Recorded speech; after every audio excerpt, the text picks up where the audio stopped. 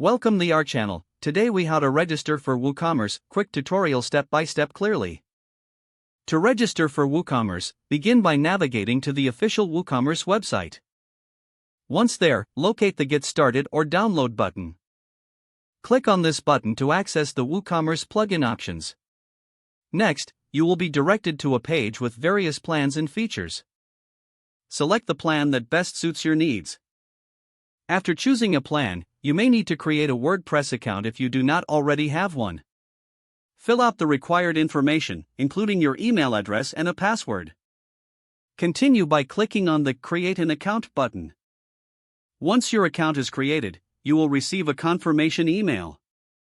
Open your email and click on the confirmation link to verify your account.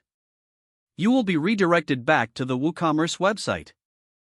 Now, log in using your newly created credentials. After logging in, you can proceed to download the WooCommerce plugin. Click on the Download button to save the plugin files to your computer. Next, log in to your WordPress dashboard. Navigate to the Plugins section on the left sidebar. Select Add New to upload the WooCommerce plugin. Click on Upload Plugin and choose the WooCommerce file you downloaded. Once selected, click Install Now to initiate the installation process. After the installation is complete, click Activate to enable the plugin. You will be guided through the WooCommerce Setup Wizard. Follow the prompts to configure your store settings, including currency and shipping options. Finally, complete the setup process to fully register and start using WooCommerce. If the page does not load, refresh the browser or try again in a private or incognito window.